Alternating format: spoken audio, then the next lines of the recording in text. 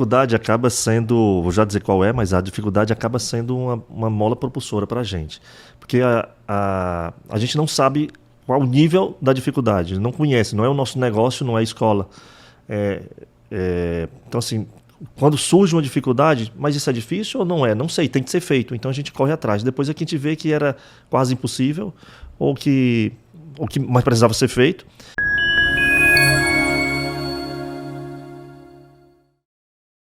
Olá, olá, meus queridos. Sejam bem-vindos a mais um episódio do Mobcast, o podcast que aborda os métodos naturais e a fertilidade do casal. Hoje eu tô aqui com meu amigo Pedro, como sempre. Sempre por aqui, né? E Pedro, hoje nós trouxemos um casal especial, né? É verdade, referência, né? Casal referência. Seu Rodrigo e Dona Dina vieram aqui dar o testemunho deles para agradar o nosso dia, né? Por favor, se apresentem. Meu nome é Rodrigo, doutora, né? Salve Maria.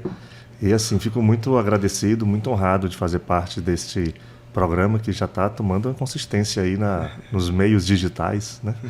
Então, e Dona Dina aí, por favor, passa a palavra. Doutora Massolipag, estamos aqui, meu nome é Dina, casada com o Rodrigo, é uma alegria estar aqui, viu? Pois é, olha, eu estava vendo aqui o currículo deles, viu, Pedro? Eu vou dizer, tem muita história pra gente trazer aí de baixo, viu?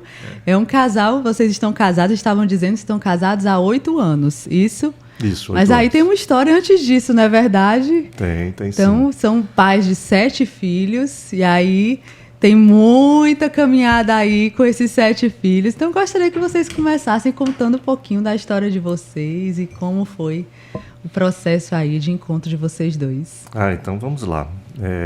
Eu tenho 50 anos e quando eu trabalhava como jornalista e publicitário, trabalhei 25 anos nessa área. Hoje migrei um pouquinho, sou professor, migrei um pouquinho. Essa história a gente chega lá, já. Tem pano para manga, né? Então, tem pano para manga. Isso. Então pronto, então conheci a Dona Dina em 2008, né? Conheci a Dona Dina em 2008 e eu tinha 2 filhos nessa época, eles eram entrando, um criança, outro entrando na adolescência, a guarda deles era minha e a gente se conheceu e de lá a gente começou a se relacionar, né? Namoramos, começamos a namorar e passamos a viver juntos, né? E depois a gente não passou muito tempo sem ter filho, né? E quando foi em 2013 para 2014, mais ou menos, as datas são essas, aí a gente começou a entrar num processo que a gente chama de um processo de conversão, né? Sim. Aí, assim, eu não era nada, eu tive uma infância educada na Igreja Católica, mas o tempo foi esfriando, eu fui deixando para lá e me esqueci dessa vida sobrenatural.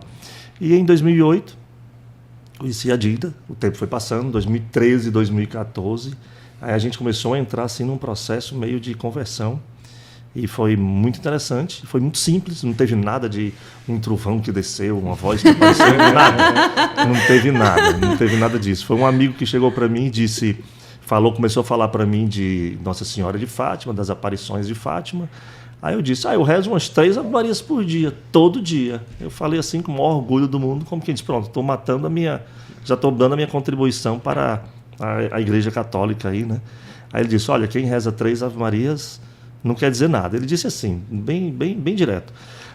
Quem reza 3 Ave-Marias não quer dizer nada. Nossa Senhora não pediu 3 Ave-Marias, ela pediu um terço. Aquilo me deixou abalado. Assim, como assim está pedindo um terço? Ele está querendo dizer que eu não rezo um terço, que eu não sou capaz de rezar um terço? Aí, nesse dia, à noite, eu rezei um terço, né? E não parei mais, até hoje. Acho que as graças começaram a entrar aí, né? As graças que nós necessitávamos para esse processo, né, de conversão, esse chamado que Nossa Senhora tinha, de filhos, de família, de escola, enfim.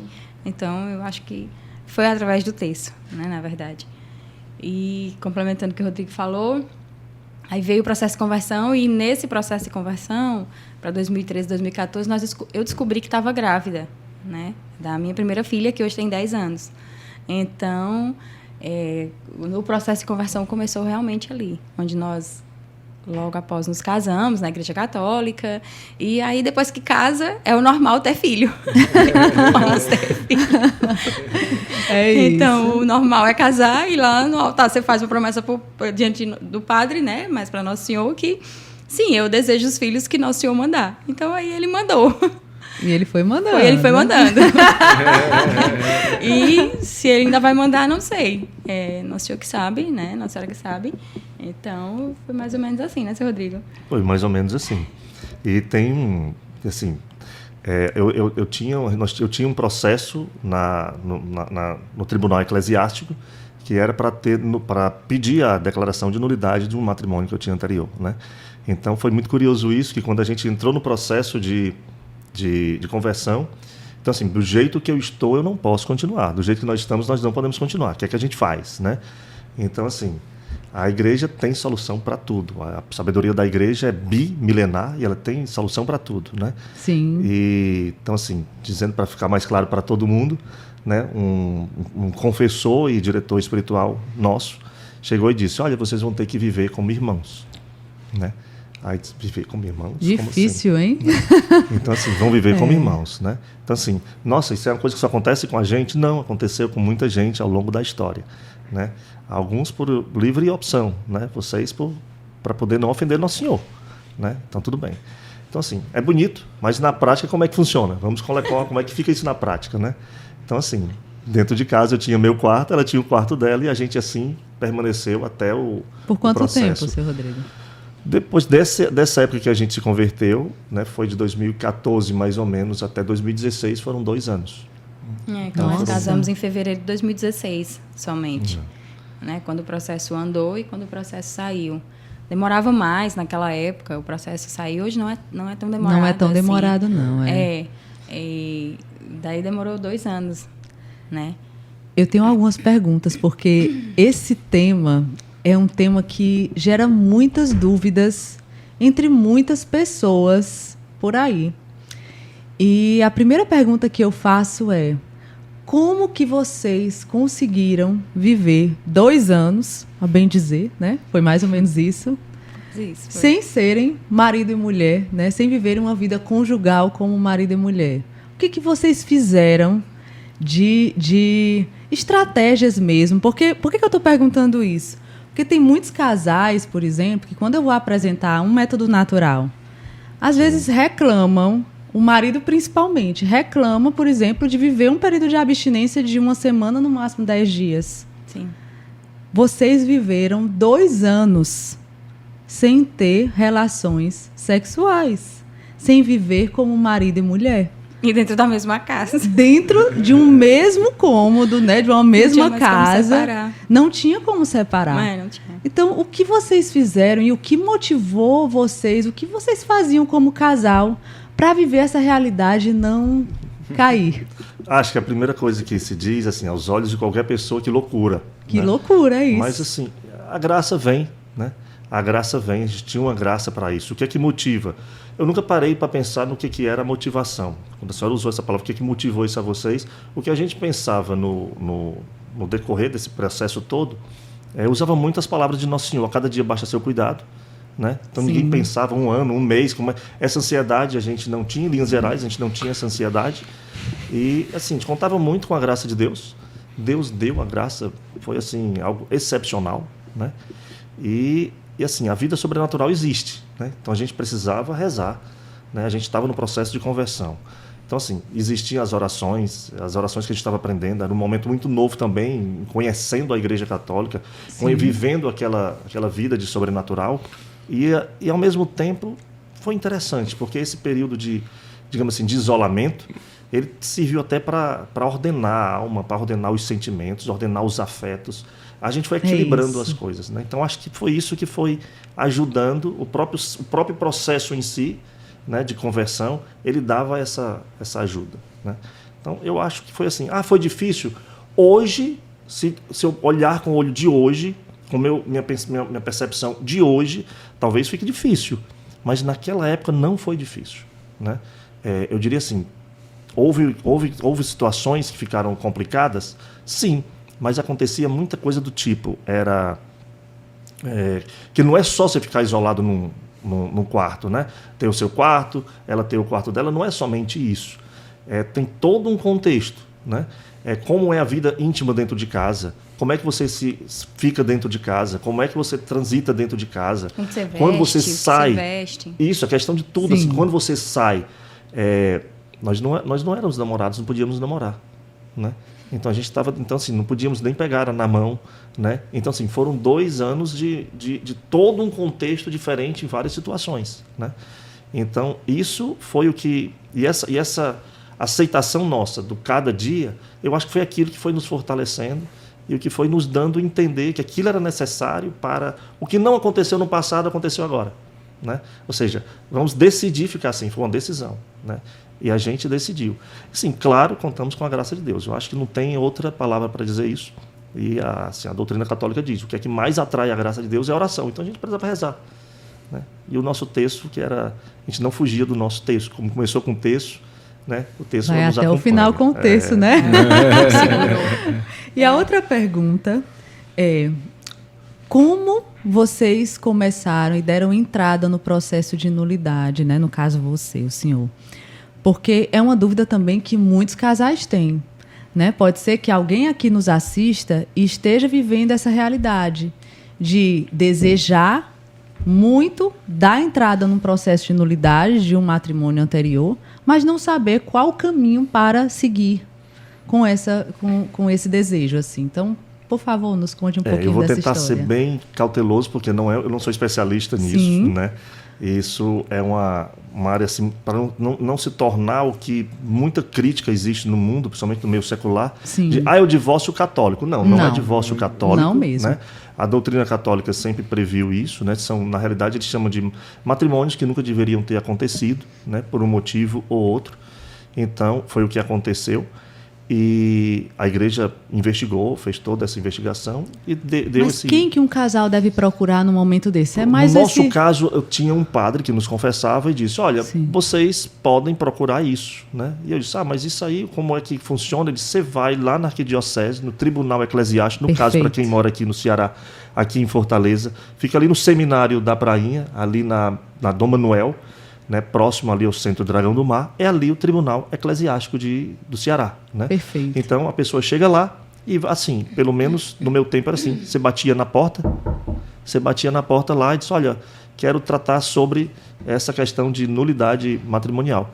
Aí uma pessoa me recebeu, me deu um questionário para eu preenchi, marcaram uma entrevista, um padre me atendeu, fez uma entrevista comigo, pediu que eu escrevesse uma carta de próprio punho, né? Muito simples. Ele pediu, não se alongue, conte o resumo em uma lauda.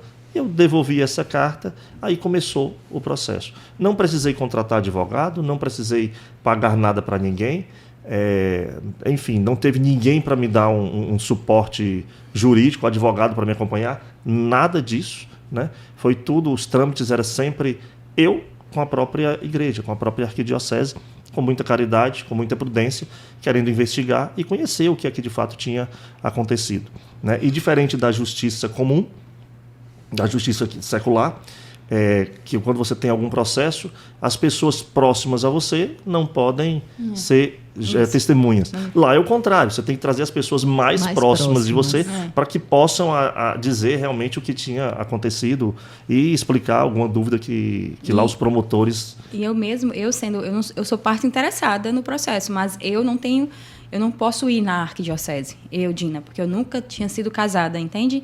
Apesar de querer casar com ele, não, tinha que ser ele, tem que ser uma das partes, né? Ou ele teria, ou a outra pessoa, e não eu. Entendi. Né? E se a outra parte também puder ser testemunha, isso ajuda bastante.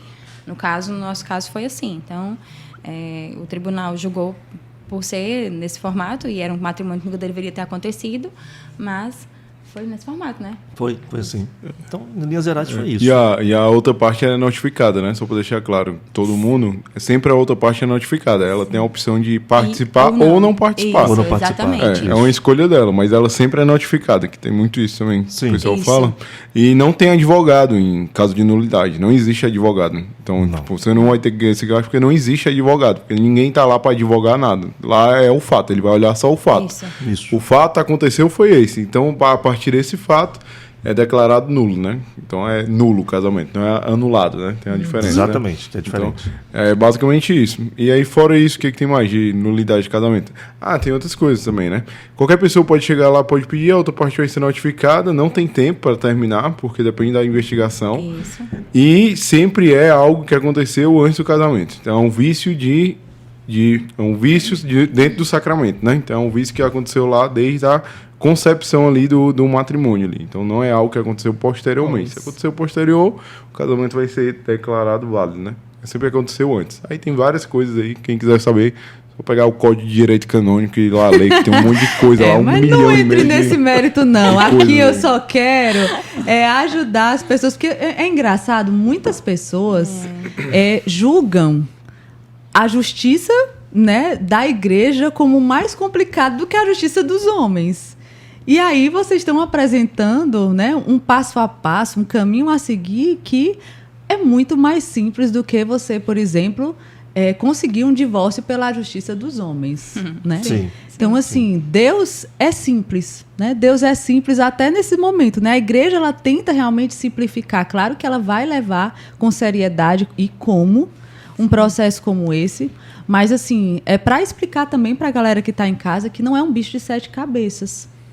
Se você vive essa realidade, tem uma vontade, né, um desejo imenso de viver realmente segundo a graça da Igreja Católica, olha aí o caminho que foi tomado, né, e que você se encoraje aí do outro lado a também seguir por esse caminho. Dá o primeiro passo, tem que ir lá, não tem como. Vai até o tribunal eclesiástico e resolve. Né? É isso mesmo. E aí veio o matrimônio, veio o casamento. Um monte de menino.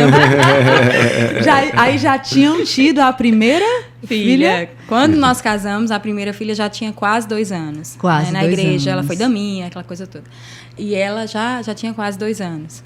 E entre o nascimento dela e o segundo, eu tive um problema ginecológico. Então, eu precisei acompanhar um mioma que apareceu, né? A senhora sabe bem. Então, eu tive que fazer um acompanhamento de 2 anos e tudo, para ver se regredia, que era muito grande o mioma. E eu acabei que entre o nascimento dela e o segundo, eu precisei fazer uma miomectomia, né? Sim. Que, para quem está em casa, é uma retirada de mioma. Eu costumo dizer que foi uma cesariana que não tinha um bebê. Não tinha. Foi uma cirurgia mesmo, foi uma cirurgia e eu precisei me recuperar e tudo. Era muito grande, realmente. E depois disso, o profissional que me acompanhava pediu um tempo ali de 6 meses para o meu organismo tentar responder àquele tratamento. E depois de 6 meses, eu começasse a pensar em engravidar novamente. E assim foi, né? Com 5 meses, eu não estava mais com paciência. Não mais com paciência, já, meu Deus, esperando. Enfim, com 5 meses eu descobri que estava grávida, né? E o segundo filho, ele hoje tem 6 anos, ele veio em 2017. Aí em 2018 já veio outra, aí em 2020 outra. E assim foi, né? E 2 vieram na pandemia. Então... Entre um filho e outro, existia algum motivo de espaçamento e vocês viveram algum espaçamento? Ou foi o espaçamento natural de uma amamentação, de algo desse tipo? Doutora, assim, olha, não teve. Não teve. Eu nunca parei para estudar. Eu confesso à senhora. Sim. Né? Algumas vezes eu precisei parar e estudar, mas nunca consegui colocar em prática. Porque, assim, a minha realidade hoje, eu venho de 5 cesarianas. Sim. Né? E ainda tem a miomectomia. Então, tenta aquela coisa toda do útero, não sei o quê. Enfim, então precisa de um bom profissional. Tá aqui a doutora, para quem precisar. Um bom profissional para acompanhar, né? Tudo direitinho. Mas eu confesso à senhora que não, foi do jeito que Deus quis mesmo, né? Como ainda hoje é assim, né? Ainda hoje é assim. E aí agora ele deu a escola para nós. Né? Pois é, vamos chegar nessa parte aí da escola. Então, quando foi que houve esse chamado aí da escola, né? Porque no meio desses filhos, no meio desse processo de abertura a cada vida que Deus ia confiando a vocês, Deus ainda pediu para que vocês fossem pais de mais crianças, né? Vamos voltar assim. Então hoje vocês são pais não somente dos 7 que Deus confiou, mas vocês hoje são pais de muitos. Sim, mas né? Então, tem uma coisa que eu gostaria de voltar, interessante, que a senhora perguntou, se eu nunca parei, nunca estudei um método, apesar de saber que eu hoje, o meu organismo hoje, precisa que eu dê esse respiro para ele. exato. Por isso que eu perguntei por conta da miomectomia, Isso. das cesáreas, e aí eu imaginei. Eu conversando outra vez com uma palestrante que veio dar um curso para nós, e ela disse assim, olha, dona Dina, hoje a senhora é mais importante a senhora viva do que morta. Para cuidar dos seus 5 meninos, seu Rodrigo e uma escola. Porque hoje a senhora ela usou um termo, ela disse que eu estava mazelada não, mazelada é uma coisa... Mutilada, ela está dizendo, porque a senhora está mutilada hoje, a senhora já foi cortada várias vezes, né? Porque todas foram cesarianas. Por várias questões que não vou entrar aqui nesse mérito. Mas, assim, precisa. Tem uma hora que o corpo da mulher... Nosso útero, nosso organismo não foi feito para cesariana, né, doutora? Nós nascemos para ter filhos normais, né, no método natural. Né? Então, vaginal, não para uma incisão. E várias incisões no órgão que não foi feito para isso. A senhora... Estou aqui dizendo e a senhora...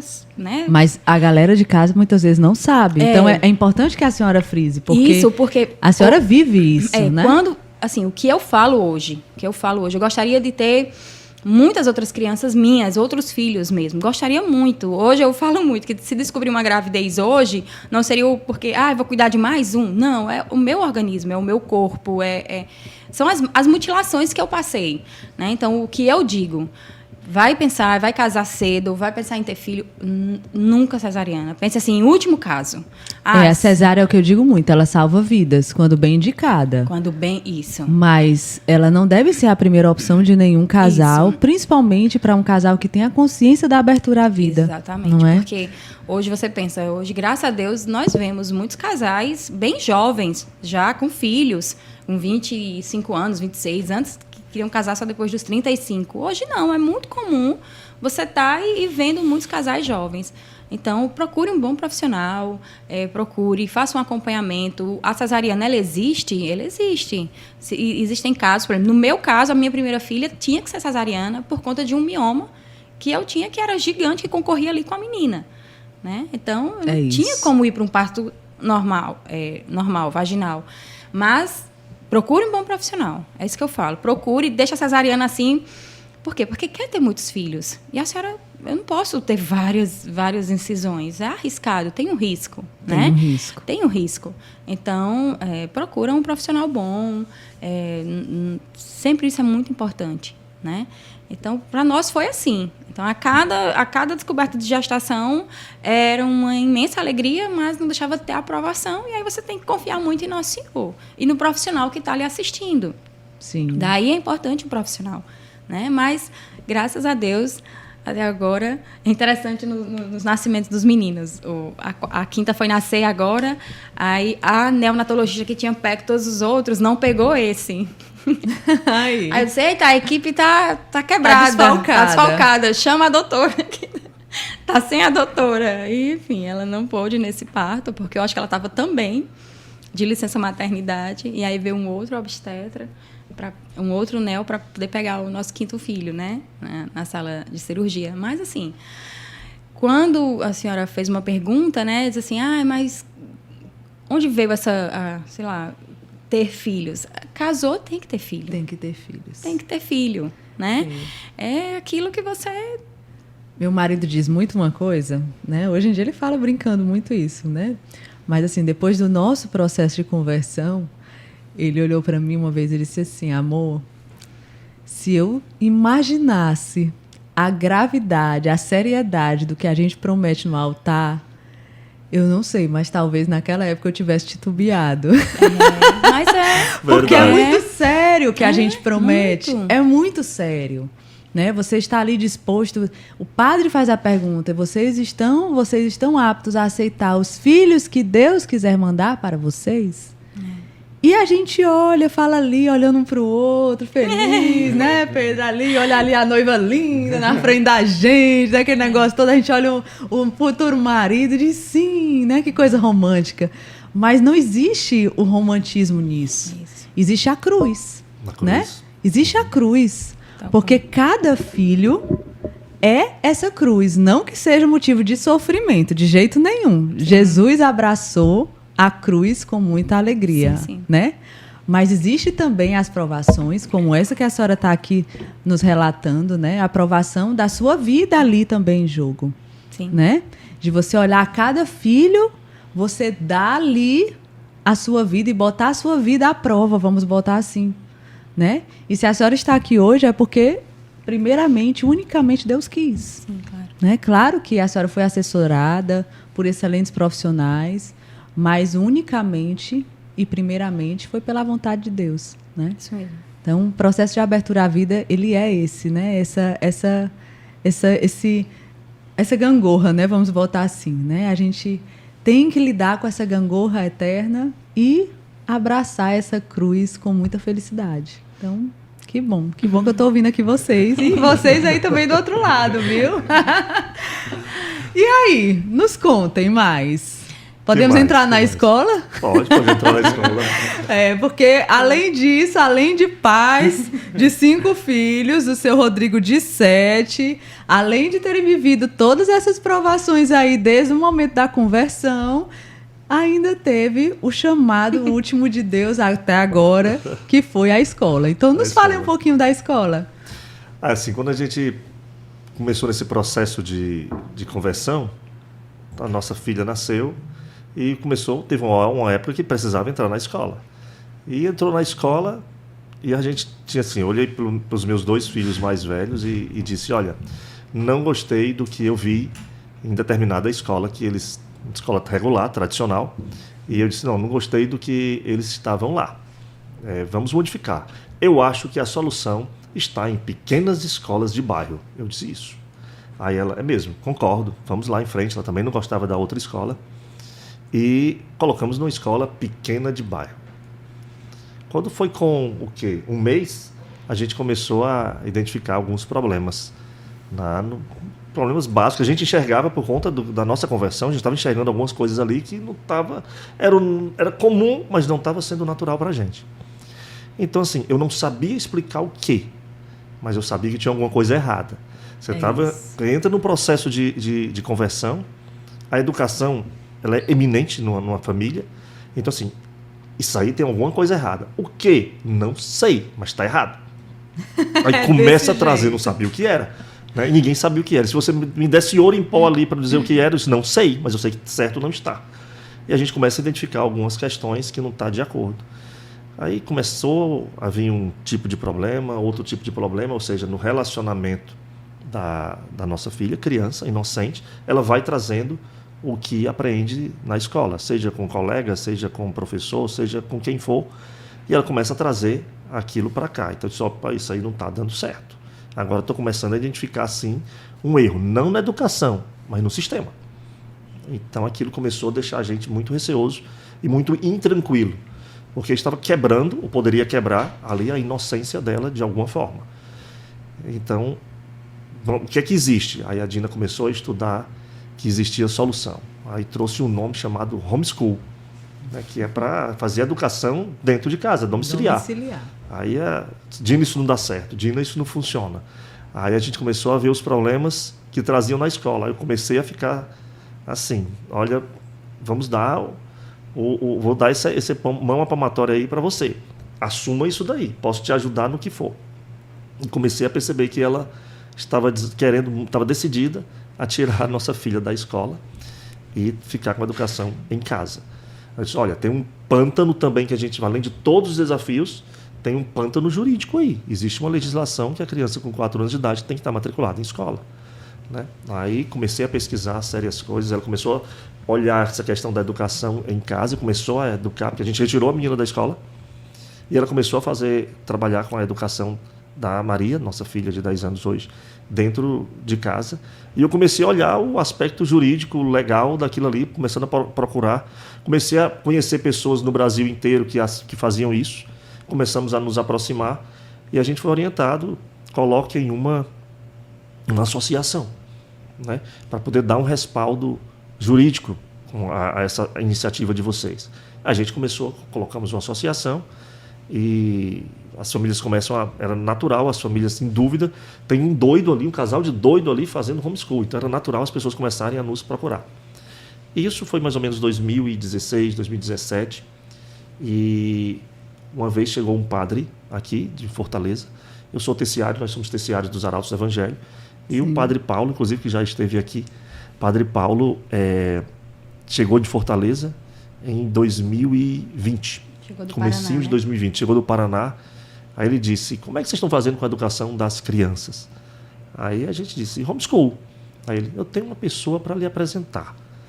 Aí, tá bom, quem é essa pessoa? Professor Felipe Neri. Eu conheci o professor Felipe Neri, a questão da atuação pró-vida que ele tinha, com muita atuação em Brasília, conhecia ele por aquela alçada, não pela questão da educação. Em si. Comecei a procurar o nome dele com relação à educação e era um mundo de coisas, um mundo de muito mais do que a ação pró-vida que ele tinha. Né? E eu disse, nossa, onde é que eu estava enterrado que eu não via esse homem? E eu comecei a acreditar que trazer esse homem para cá ia ser muito bom. Aí a gente entrou em contato com ele, lembrando 2020, comecinho de 2020, pandemia, às vésperas de ser instalado aqui em março de 2020, às vésperas de ser instalado aqui no Ceará e no Brasil. E a gente entrou em contato com ele, a Dina que entrou em contato com ele, e ele disse, olha, não tenho agenda para ir para Fortaleza, só no ano que vem. Aí ela, tá bom, então fica acertado para ano que vem. Ano que vem seria 2021. De repente, ele liga para ela e diz, olha, eu tinha uma viagem marcada para a Itália, mas a Itália está completamente bloqueada. Então, eu tenho uma semana livre. Você quer pegar essa semana para a gente conversar? Aí a Dina disse, eu vou conversar com o Rodrigo. Eu disse, não tenho tempo, você tem que me responder agora. aí ela, tá bom, então venha. Quando eu chego em casa, ela me dá esse recado, conta isso, eu disse, nossa, e agora? Quando é que ele vem? Vai ser mais ou menos daqui uns 6 meses? Não, é mais ou menos daqui a 20 dias. Deus tinha pressa, né, seu Rodrigo? Tinha pressa. Deus tinha pressa. Aí a gente chamou o professor Felipe, ele veio, passou uma semana aqui, e eu estava certo de que ele ia chegar aqui e ia dizer, parabéns, vocês, famílias educadoras, levem o homeschool à frente. Ele disse, o homeschool não vai funcionar. Vocês precisam montar uma escola para salvar os filhos de vocês. Eu, como assim escola? Eu coloquei meu rosto aí em tantas pessoas para falar de homeschool, e agora eu vou dizer, calma, não é bem assim, agora é uma escola? Aí ele disse, que é para salvar os filhos de vocês. Eu disse, olha, mas a igreja, ele, não. Em alguma situação pode-se querer o homeschool, mas não, a escola sempre fez parte da igreja, sempre fez parte desde os primórdios da igreja, a educação era eminente ali.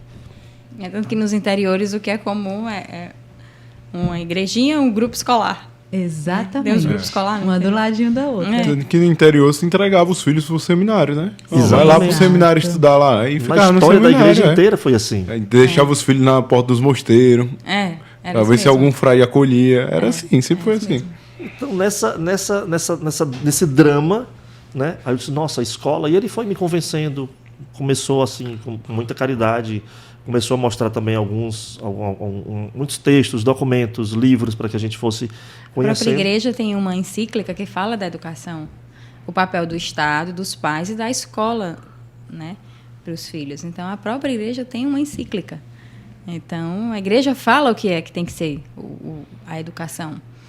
E nesse processo, a gente começou assim, as famílias estavam próximas da gente, era natural que a gente fosse caminhando, e montamos um grupo de estudo para poder estudar o que era educação católica e, ao mesmo tempo, correr com os processos burocráticos, né, jurídicos, para poder formar uma escola. Existem os prazos com relação a conselho de educação. A pandemia, passamos 2 anos de pandemia, então as crianças, teoricamente, não precisavam ir para a escola, dava para esperar. Né? Sim. E as famílias começaram a despertar para isso. Já tinha aqui em Fortaleza, graças a Deus, e tem hoje, o São João da Cruz. Então, já tinha esse despertar, né, de várias famílias. Não era só aquele grupo que estava ali ligado ao São Bernardo. E engraçado que até a pandemia, ela meio que acelerou esse processo. Não sei se vocês tiveram essa sensação. Sim. Mas, assim, o que estava ali escondido por trás de muitos muros, de muitas escolas, foi desvelado quando a gente começou a lidar com a realidade de aulas online. Sim. Então, muitos pais começaram a ver um modelo que não funcionava. Né? Então, ficou escancarado para muitos pais. Eu digo muito assim, claro que esse processo de despertar das famílias ainda hoje acontece, mas o boom do despertar foi na pandemia. Foi quando assim, muita gente acordou de uma vez e disse, teve essa mesma sensação que você tinha. Eu tive, o Pedro teve, muitos outros tiveram, né? Eu cogitei muito homeschool, muito. Quando eu vi ali meu filho de 3 anos de idade na frente de um computador, por 4 horas, ele tinha que ficar sentado, quietinho, na frente de um computador, eu disse, tá errado. Tá errado. Tá errado. Isso daqui tá errado. Não tá normal. Quando voltou da pandemia, quando voltou às aulas presenciais, que eu comecei a ver que a professora não conhecia o meu filho, não fazia questão de conhecê-lo, e só ficava apontando os defeitos dele, porque até então eu estava com os olhos fechados. Mas, de repente, as aulas online me fizeram acender as minhas anteninhas. E aí, quando eu voltei com ele para a escola, presencialmente, eu estava com as antenas ligadas. Eu já não estava mais ali com os olhos fechados. E eu tenho certeza que muitos pais vão escutar isso daqui que eu estou dizendo, né? E vão se identificar com isso. E podem estar se identificando, inclusive, agora. Sim, né? Isso mesmo. De você olhar e dizer, meu Deus, é normal a professora não saber quem é o meu filho? É normal ela só apontar os defeitos dele e não me ajudar, por exemplo, não me auxiliar nesse processo, me encaminhar para uma psicóloga do colégio, porque era isso que estavam fazendo com o meu filho, quando, na verdade, eu enxergava as grandíssimas qualidades que ele tem, né? E eu olhava e dizia, está errado. Meu filho não é essa pessoa que eles estão botando aí no quadro. Não é. Meu filho é um menino muito virtuoso, de muitas qualidades. E ele é uma promessa de Deus. Como muitas mães, como vocês também devem ter essa sensação. Cada filho que Deus nos dá é uma grande promessa. Sim, então, esse despertar, né, ele aconteceu de uma forma muito mais evidente na pandemia, mas que hoje ainda acontece num grau menor, né? Isso é verdade. Eu costumo dizer que é uma graça que Nossa Senhora vai suscitando em várias famílias e em vários pontos distintos assim, do país. Exato. Né? Não é só aqui em Fortaleza que tem esse movimento. Não é só aqui. É um movimento nacional. São muitas cidades, né? São muitas famílias despertando para isso. Não só a parte intelectual, né, doutora? Não só a parte intelectual que preocupa hoje, que deixa muito a desejar, nisso que a senhora acabou de falar, né? Mas também a parte da espiritualidade, né? Virtudes. Eu tenho que trabalhar. Essas crianças precisam conviver minimamente com pessoas que tenham um mínimo de virtudes. Claro, nós somos a primeira escola deles. Sim. Pai e mãe em casa, né? E depois eles vão para a escola. É um segundo convívio para eles, mas eles também passam muito tempo lá na escola. Então, eles precisam minimamente conviver com pessoas que ali estão, que têm um mínimo de virtude, para que eles possam vencer os vícios que nós trazemos. Que todos nós né? trazemos. Por conta do pecado original. Então, não só a parte da intelectualidade, que hoje está muito prejudicada. Então, foi assim que nasceu a escola, né? Hoje... E o professor Felipe ficou acompanhando vocês nesse processo? Sim, graças a Deus. Graças a Deus. Se não fosse ele, o Padre Paulo... Não tinha já teria desistido. Se não fosse ele e o Padre Paulo, eu acho que eu já teria desistido, né? Não tem como, porque precisa do Padre Paulo também. Ele é importante para nós, muito, Ave Maria. Então, a escola existe, 3º ano de escola, e... eu confesso à senhora que foi a graça mesmo, é o sobrenatural agindo, não tem uma receita, sabe? Não tem. É tudo fruto ali de entender que o processo de conversão, ele pede que nós rezemos mais. Precisa rezar. E foi o terço, né, Rodrigo? Foi a resta do terço, que hoje, graças a Deus, Nossa Senhora, nós seguramos. Eu acho que é isso. E uma pergunta também, quais são, assim, as principais dificuldades que vocês encontram hoje no caminhar da escola, né? Quais são as dificuldades, quais são os frutos que vocês têm colhido, né? Desde que ela foi aberta em 2022. Pronto. Terceiro ano, né? 2022, terceiro ano de escola. E o que vocês esperam do futuro para a escola? Então, dificuldades, frutos e o futuro. A dificuldade acaba sendo, vou já dizer qual é, mas a dificuldade acaba sendo uma mola propulsora para a gente. Porque a gente não sabe qual o nível da dificuldade, não conhece, não é o nosso negócio, não é a escola. Então, assim, quando surge uma dificuldade, mas isso é difícil ou não é? Não sei, tem que ser feito. Então a gente corre atrás. Depois é que a gente vê que era quase impossível ou que mais precisava ser feito. Existem os trâmites burocráticos, jurídicos da escola. Então, assim, tudo isso a gente foi correndo atrás, então precisou de pelo menos 2 anos. Né? A gente começou em 2020, então trabalhamos em 2020, 2021, para começar a fazer o escopo da história, com todos a criação da pessoa jurídica, né? Com todos os seus trâmites junto ao Conselho de Educação. Então, assim, aquilo se era difícil ou se era fácil, a gente não sabia, mas era preciso fazer, então faz. Né? Hoje, com a escola no terceiro ano, já surgem desafios diferentes. Né? As crianças que entraram em 2022, elas estão crescendo. Né? As famílias também vão crescendo. As pessoas vão chegando para a gente e querendo conhecer a escola, colocar as crianças na escola. E isso é um desafio. Porque onde é que eu vou colocar tantas crianças? Né? Como é que eu vou contratar professores? Né? E graças a Deus, nesses 2 anos que iniciaram antes da abertura da escola, a gente foi, por indicação, orientação do professor Felipe, fomos realizando eventos. E esses eventos que a gente fazia em prol da educação, conheça a educação católica, como educar seus filhos, atrai pessoas de boa intenção, né, interessadas na educação católica. E vem famílias, mas também apareceram muitos professores. Né? Então, com isso, quando a escola foi começando, a gente já tinha mais ou menos um escopo ali de professores e de especialistas nas diversas áreas, que é das diversas disciplinas de uma escola. Né? Então, assim, como eu digo, hoje, 3 anos, o terceiro ano de escola, os desafios são outros. Como é que a gente vai se portar daqui para o futuro? Aí as crianças vão crescendo, preciso de um ensino médio. As crianças vão crescendo. O que é que elas vão querer? Algumas querem faculdade. Então, assim, para onde é que a gente vai preparar essas crianças? Então, assim, é fazer o que todas as escolas fazem, promover uma educação intelectual de qualidade. Né? É claro que a gente precisa pensar de uma forma... a educação católica são 4 pilares que a educação católica trabalha.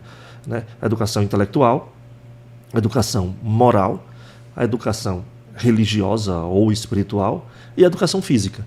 Né? Então, em cima desses pilares, a gente tenta construir a escola da melhor forma possível.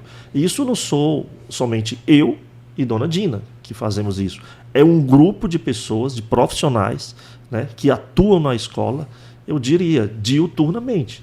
Porque a escola, quando ela não está tendo aula, tem gente se preparando para dar aula no outro dia. Né? Então, assim, a escola não para. Então, é um grupo de famílias, né? As famílias precisam estar presentes, não dá para terceirizar a educação dos filhos, então os pais precisam estar presentes. A gente chama muito os pais para conversar, para acompanhar, né? Para fazer parte do dia a dia dos filhos. Né? Então, o desafio que eu diria hoje é essa comunhão, né, entre escola e família. Eu acho que esse é o desafio que a escola tem que entender, trazer as famílias para dentro, né? E, ao mesmo tempo, as famílias precisam entender que elas precisam serem protagonistas da educação de seus filhos. Né? Então, essa unidade entre escola e família é que é o grande desafio. Né? É uma coisa que eu digo muito, assim... É engraçado, eu sou referência em uma área da medicina, né? Mas acredito que por eu partilhar algumas coisas da minha vida familiar, não sei, muita gente também me pergunta, alguns amigos me perguntam, dicas de livros sobre a educação de filhos e tal, enfim.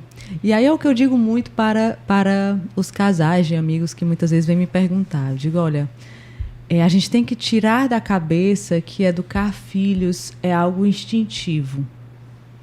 Não é somente instinto, muito pelo contrário, não deve ser somente instinto. É educação continuada. Como é que você vai criar filhos virtuosos, filhos preparados para viver esse mundo, que vai ser um mundo... O mundo futuro será bem mais desafiador do que o mundo de hoje, né? Que já é bem desafiador. Sim. Como que você vai prepará-los sem se preparar antes? É preciso, então eu digo, um alerta e até mesmo um aviso, uma ajuda para os casais que estão aqui assistindo. Estudem. Estudem sobre a educação dos filhos. Procurem se aprofundar em diversos temas.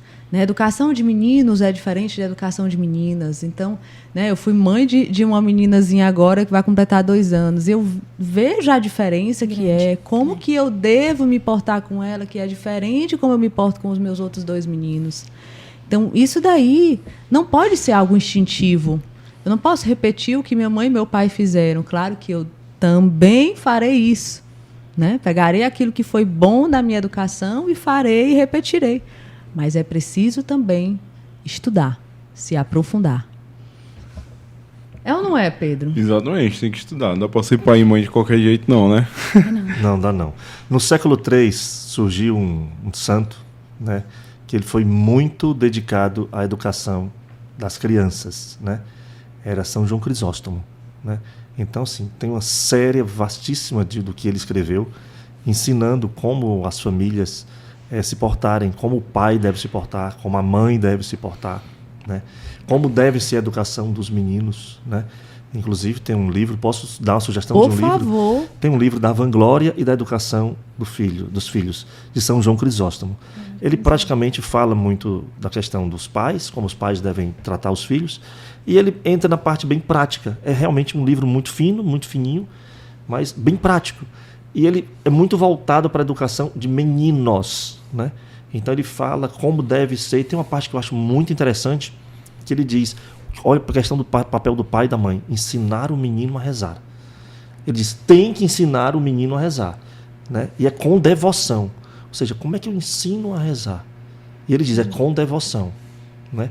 Então, assim, e ele vai explicando que a criança não sabe, ela não sabe ficar com a postura para a oração. E eu fico imaginando um santo no século III ensinando isso às crianças. Ele está aprendendo, então você ensina, né? Então, assim, o menino deve aprender a rezar. E isso é um papel do pai e da mãe. Ele não fala do sacerdote. Ele fala como a criança deve aprender a rezar. E tudo que ele fala são coisas muito práticas, né? Muito práticas. Ele fala das roupas, das brincadeiras, onde você deve levar os filhos. Eu estou falando de século III. E ele dizia, não leve para o circo. Não leve para o circo. Que eram as apresentações ou os shows que tinham nas praças. Ele dizia, não faça isso, né? Questão das meninas, ele trata bem menos das meninas nesse livro, mas ele fala, cuidado com a vaidade delas, é natural a vaidade delas, então tenha cuidado. Pai e mãe, cuidado com a vaidade da menina. Então, assim, é algo muito prático, século III, e serve até hoje.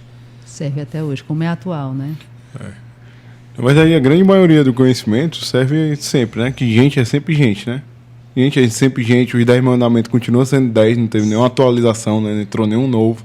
As coisas se repetem, né, ao longo da história. Então, a hora mais, a hora menos. Mas essa questão da educação eu vejo com muito mais otimismo hoje em dia. Porque hoje a gente tem oportunidades, né? Se para pensar, década de 80, 90, não tinha oportunidade. Não tinha, ninguém pensava nisso. Não tinha. Era, quem ia para a missa e ia ouvir as preces da teologia da libertação, era isso que tinha. E educava onde dava. Hoje a gente tem a oportunidade. Acho que essa geração que passou olhou para trás e falou, teve alguma coisa que deu errado, vamos fazer um pouquinho diferente daqui para frente. E a gente tem, em Fortaleza a gente tem 2 escolas católicas e uma que não é confessional, mas também acaba sendo. Então 3 escolas católicas já em diferentes bairros, que é excelente também. tem muitos movimentos acontecendo ao mesmo tempo aí que procuram soluções. Então hoje está muito melhor assim, para educar um filho. Famílias numerosas, que a gente parou de ver por muito tempo, hoje Sim. já tem um renascimento de famílias numerosas acontecendo. Sim. Então há uma série de coisas que estão mudando para melhor, né? Pelo menos em Fortaleza, né? Mas eu morei em João Pessoa também um tempo lá. Começou agora lá, mas está melhorando também. Então, graças a Deus, hoje tem muito mais esperança, né? Para os nossos meninos aí, para todo mundo. É um movimento nacional, é um movimento da graça. Isso é um movimento natural. Eu vejo isso no Brasil inteiro de forma muito positiva, né? Como tudo na vida, né? Está existindo esse boom, digamos assim. Então, uma hora as coisas vão ter que se acomodar, né? Vai ter que encontrar um equilíbrio, né? Mas aí depois vai dar outro momento para dar um novo passo, né? Sempre buscando a melhoria. O que não pode acontecer é as pessoas pararem nos desafios que vão surgindo e pararem E retrocederem, Não dá. Não dá. É avançar. É um movimento que começou e só é para frente agora. pra frente. Só avançando. Isso. A gente isso tem que mesmo. pensar uma coisa que eu penso em educação, é assim, mais ou menos há 300 anos houve uma ruptura, né, que eu digo, vou usar esse termo, a revolução entrou no mundo há 300 anos e na educação ela entrou separando o espiritual, digamos assim, do intelectual. Então, olha, vamos fazer o seguinte, e o que eles diziam era muito convincente. Olha, vamos fazer o seguinte, deixa que nós, escola, cuidamos da intelectualidade das Dos crianças, seus filhos. né? Mas você, independente da sua religião, você cuida da espiritualidade do seu filho dentro de casa. Então houve essa ruptura, isso não deu certo. É por isso que de 300 anos para cá eu entendo que aconteceu esse degringolar da educação. Não dá né? pra separar, né? Não dá para separar e é muito fácil você cortar essa mentira dessa separação, dessa dicotomia do corpo e espírito, né? Todo mundo pode pensar aí agora, faz um exercício em casa. Qual é o maior osso do corpo humano? Aí você sabe. Aí onde é que localiza o coração? Aí você aponta mais ou menos. Onde é que fica o pulmão? O rim as pessoas conseguem levar. E onde é que se localiza a sua inteligência? Onde é que se localiza a sua memória? Né? Aí onde é? É na alma. Né? A inteligência, a memória, os afetos são potências da alma. Então não dá para separar a alma, né? O corpo do espírito. Não dá. Né? Então, quando você separou isso na educação, aconteceu essa grandiosíssima queda que a gente vem colhendo os resultados hoje, aproximadamente de 300 anos para cá. Né? E nesses 300 anos para cá, nós tivemos aí, pelo menos, São João Bosco, um grandiosíssimo santo, um gigante santo da educação. Né? Então, ele já veio colocar trazer as questões para que as pessoas pudessem pensar e repensar a questão da educação. Né? Mesmo assim, São João Bosco tratava das crianças, dos meninos dele, com os oratórios festivos que ele tratava, eram meninos a partir de 10, 11, 12 anos. Né? Então, hoje, nós temos outro desafio, educação infantil. Sim.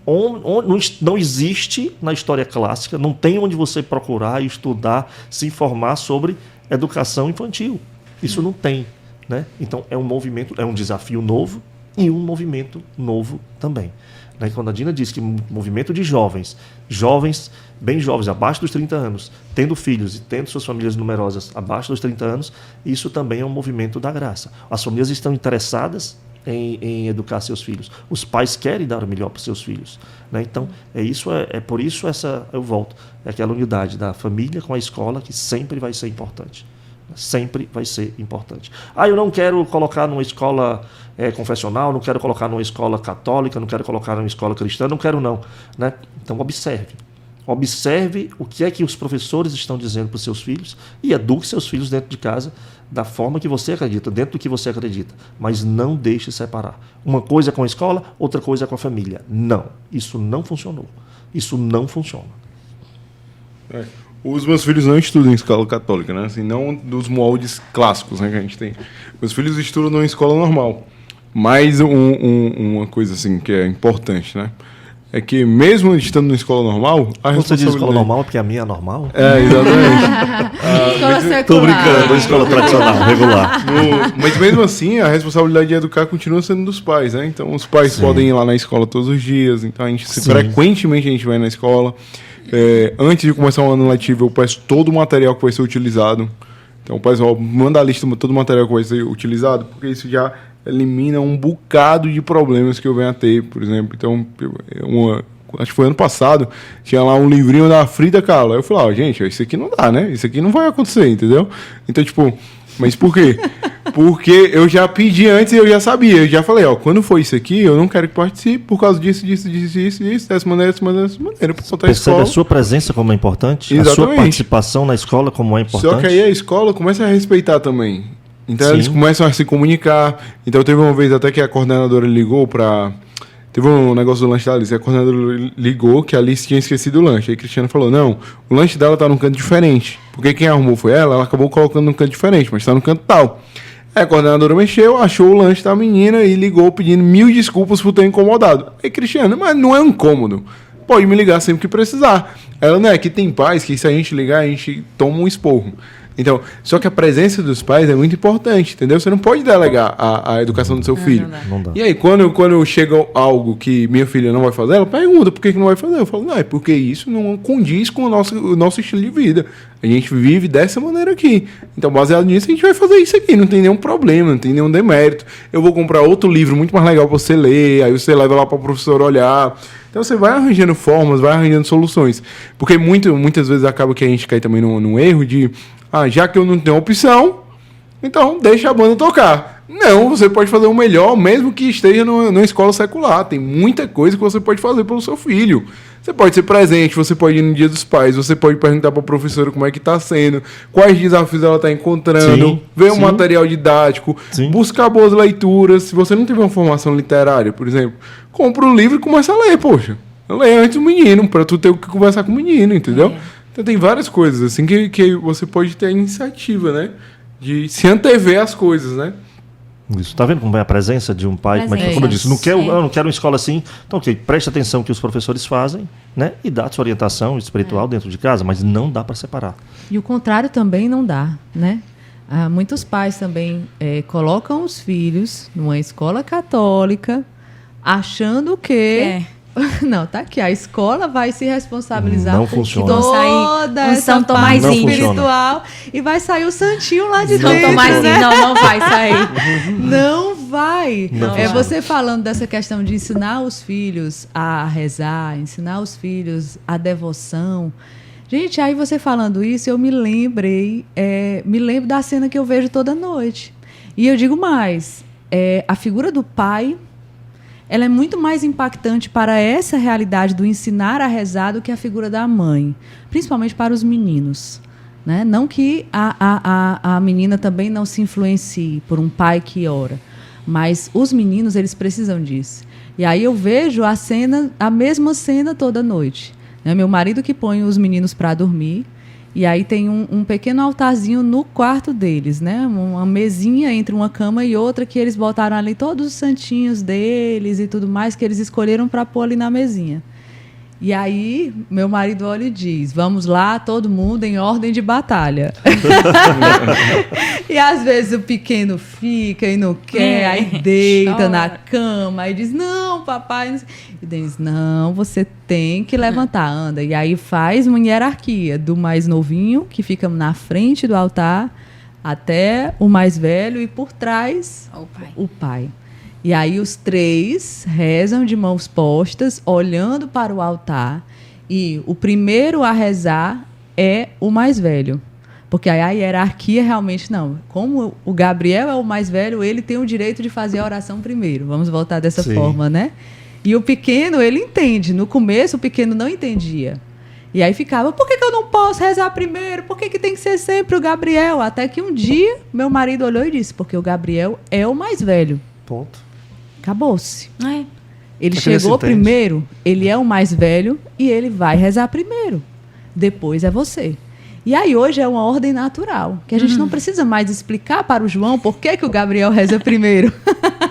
Mas no começo tinha essa disputa entre eles, que é natural entre meninos, né? Sim. Então, assim, essa coisa do orientar como reza, de fazer acontecer dentro da sua igreja doméstica, isso escola nenhuma pode ensinar. Claro. Se você não trouxer a realidade de dentro de casa para a escola, aquela criança vai viver sempre uma dicotomia. Ele não vai saber o que seguir. Na verdade, tem que ser aquele conjunto de escola e família agindo em prol do crescimento e do desenvolvimento da alma daqueles filhos. Né? É isso. Que papo gostoso, hein? Coisa sobre ensino de religião, né? Minha mãe, ela foi uma das pessoas que trouxe a renovação carismática pro Brasil, né? Então ela é das antigas. Das antigonas. E a mamãe é faca na caveira, negócio de religião, entendeu? Então nunca teve muito, ela nunca tirou muito o pé não lá em casa, graças a Deus. Então aí ela sempre falava uma coisa, que eu até brinco, né? O pessoal brinca comigo. Mas como é que tu sabe tanto nome de santo, tanta história de santo, mano? Onde é que tu tirou esses nomes? Eu falei, macho, enquanto vocês estavam vendo Disney, eu tava lendo história de santo, mano. Que a mamãe não deixava fazer outra coisa. Então todos os meus livros de pintura eram livros de santo. Então era loucura lá em casa, graças a Deus, assim, né? Então era bem rígido lá o sistema, né? E aí, me diz uma coisa que eu falo pra todo mundo. A minha mãe transmitia a fé dela, não por isso. Que eu nem lembro dessas coisas muitas vezes. Ela lembra mais que eu dos livros que tinha. Então, gravado na minha memória os nomes, porque realmente era muito frequente isso lá em casa, de ficar ouvindo história de santo. Mas o que mais me admirava era que era algo vivo nela. Sim. Quando ela falava com Jesus, ela não falava com alguém distante. Ela falava com um amigo. Era algo vivo, era um organismo vivo nela. A piedade era dentro de casa, natural, né? Exatamente. E isso era o que me encantava. Não era uma ideia. Não era algo abstrato. Era algo concreto ali, né? No dia a dia era concreto ver Deus ali, entendeu?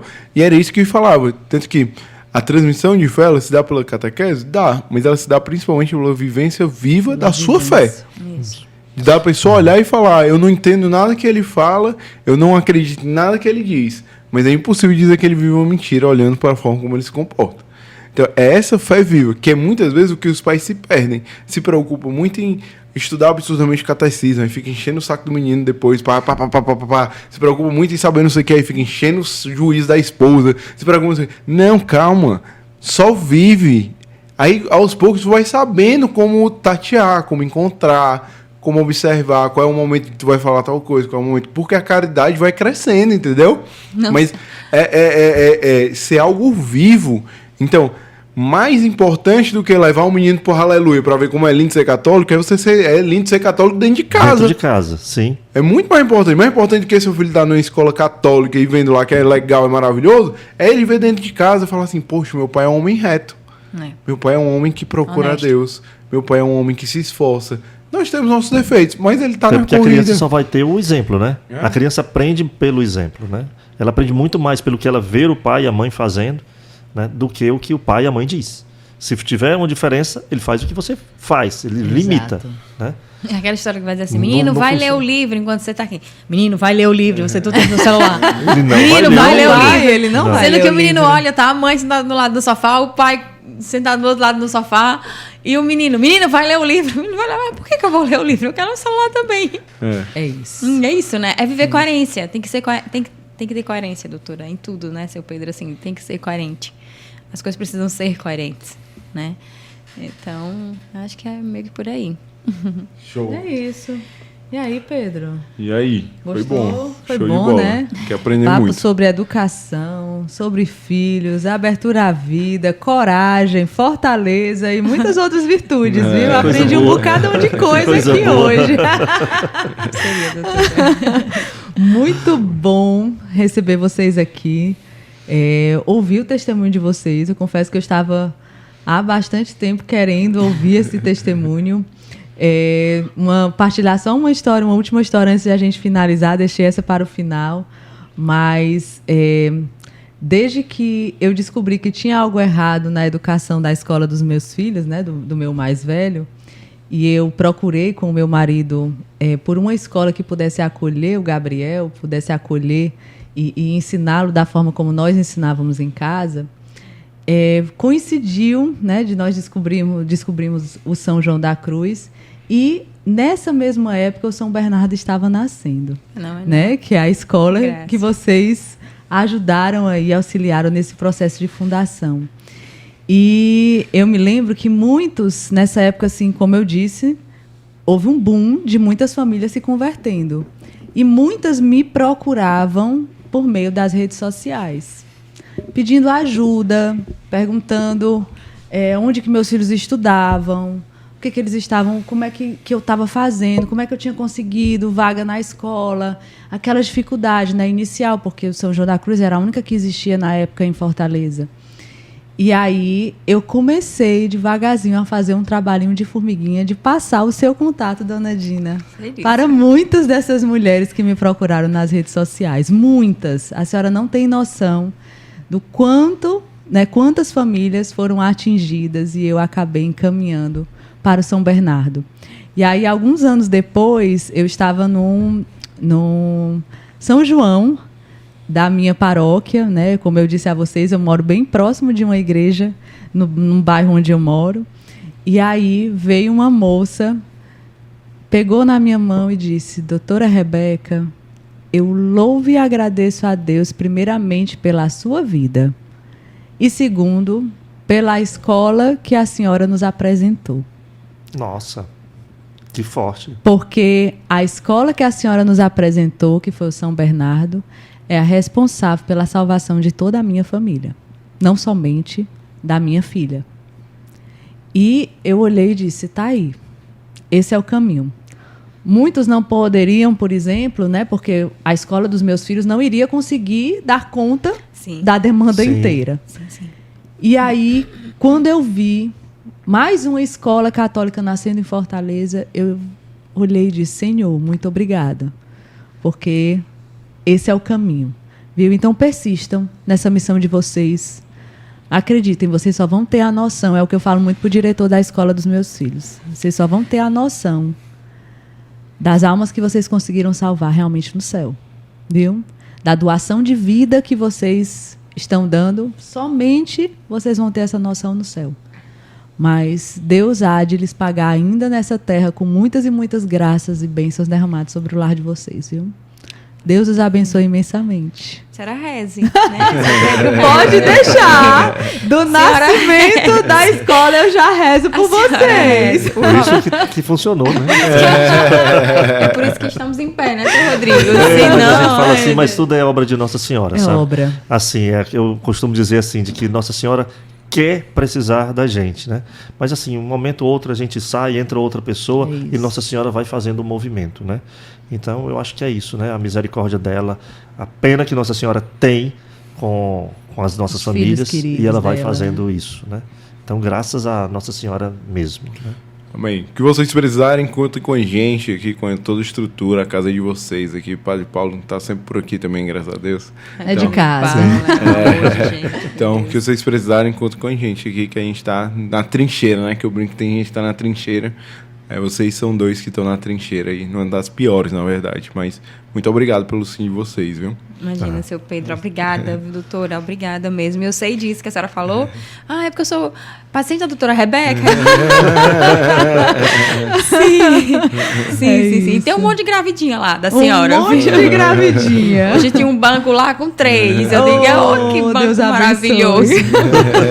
O seu Rodrigo disse: senta aí, dona Dina, vai que a senhora... Tá bom, seu Rodrigo, eu sentei logo. Vai que esse banco é mágico, a graça tá ali. Mas olha, seu Pedro, é muito bom ouvir também o que o senhor falou, né? Que o senhor também vem na luta, né? Com os seus meninos numa escola secular, mas é dentro de casa.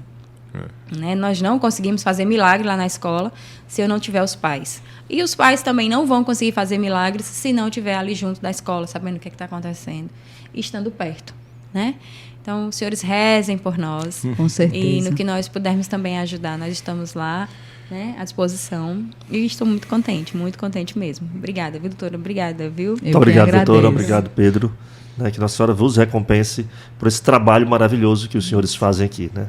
Nossa Senhor disse que não vai deixar nenhum copo d'água que doam, né? Não vai deixar sem paga. Então, que irá um trabalho desse, de divulgação, que os senhores fazem, né? Com esse movimento digital aí, né? E se você gostou desse episódio, não esquece de curtir, compartilhar e comentar aqui embaixo o que você achou desse episódio e sugestões para outros episódios. Espero que vocês tenham gostado. Pedro, quer dar aí o último tchau pra galera? Se inscreve no canal, né, da doutora Rebeca aqui, que tem muito conteúdo saindo e é muito importante para o nosso trabalho que vocês se inscrevam aqui, tá bom? Perfeito. Então é isso. Tchau, Tchau. gente. Até a próxima. Obrigada.